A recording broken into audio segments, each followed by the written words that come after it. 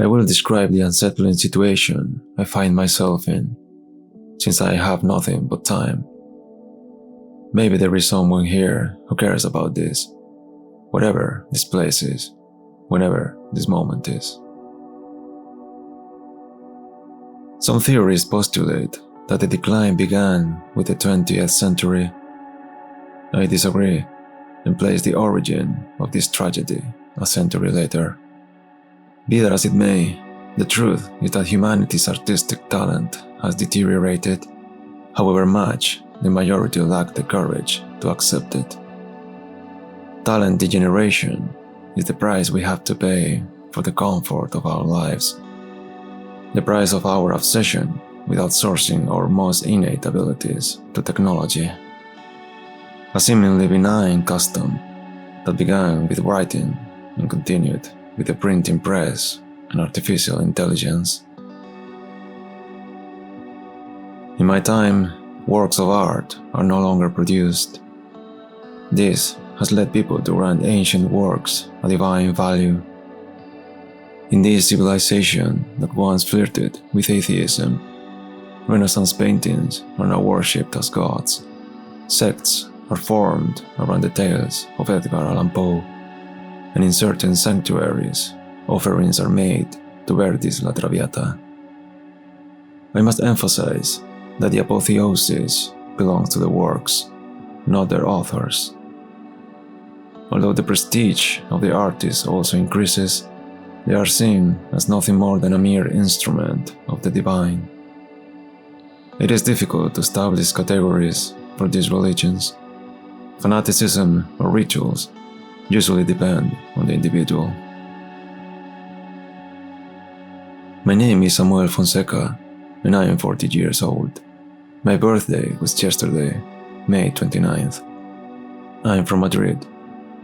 I belong to a family of great power, and I work as a manager in the company owned by my father, Juan Fonseca. Our relationship is not good. He always put work before family, and he expects the same from me. We had both been widowed, but my father married a second time to a despicable woman who only yearns for power. They had a son, Fernando, and my stepmother wants him to inherit the company.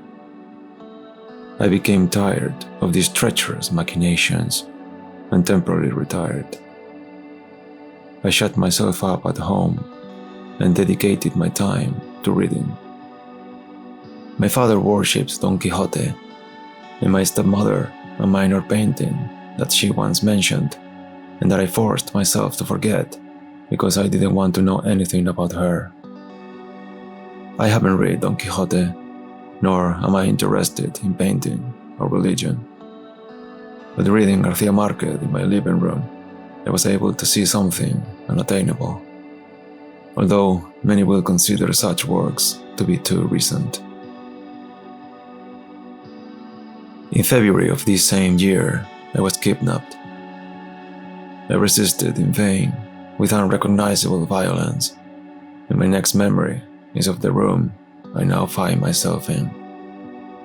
Once I got used to the brightness, I discovered that I was in a library. The crucifixes and the architecture suggested a monastery. In the middle of the room was a slender wooden throne, accompanied by a lectern.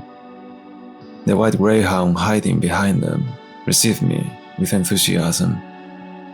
The ears and tail had flecks of ochre colors. I was glad to know that I was not alone. The door and window were closed. There was no way out. The weight of the vigorous stones seemed to compromise the health of the shelves.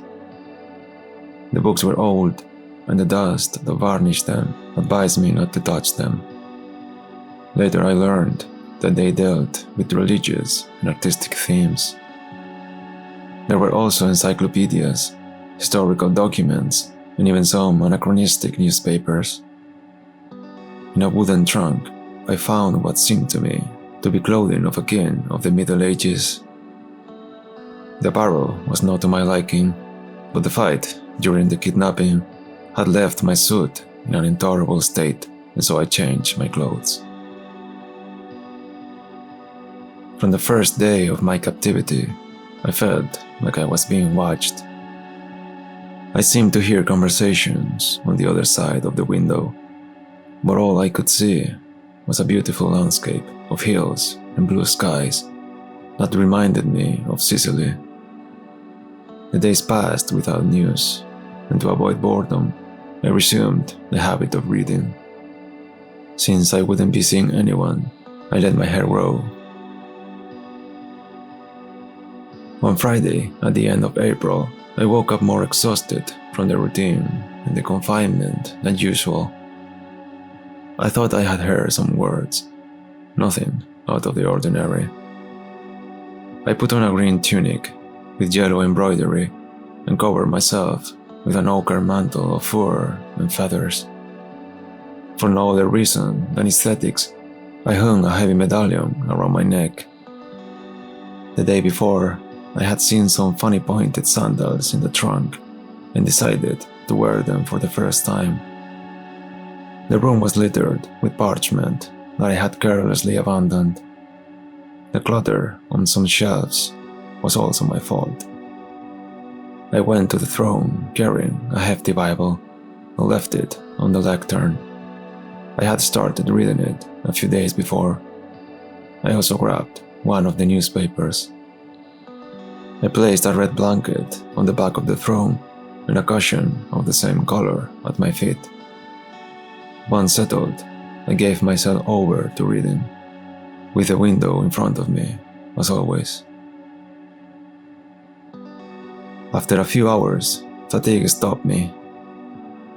The greyhound was sleeping next to me, and at that moment, the boredom and terror of my captivity paralyzed me. I sat hunched over and exhausted, gazing lost at the horizon. It was then that I heard shouts of celebration. They came from the other side of the window. The uproar was such that it allowed me to clearly hear some words. Among them was the name Carlos. The only impediment to my understanding was the multitude of overlapping voices. The celebration ended a couple of minutes later. Already in the middle of May, I examined an art book, more recent than the rest. Chance led me to a section about the paintings in the Prado Museum.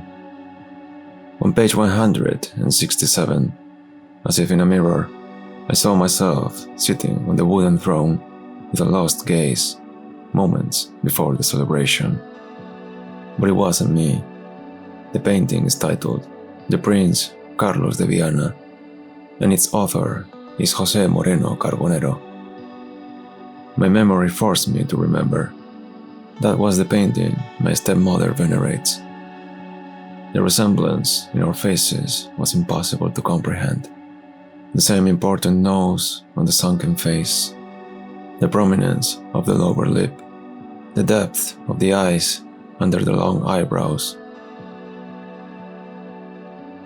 I thought I understood what was going on, and a week later I found evidence to support my theories. I looked for information about Carlos de Viana in the historical books of the library.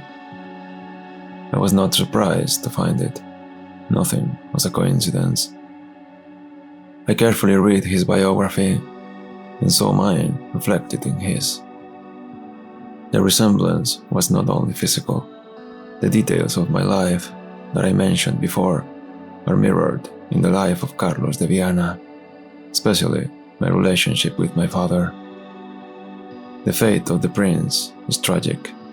He died poisoned by his stepmother, who sought to favor her son in the succession to the throne.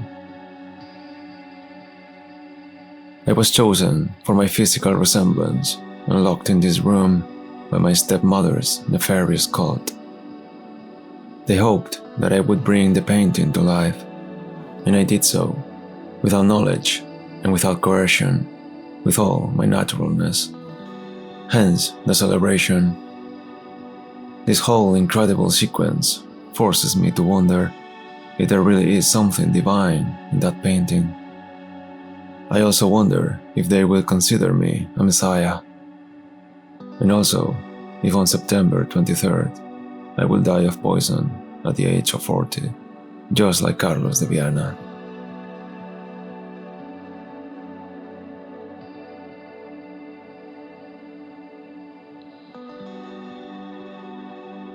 I hope you enjoyed this video.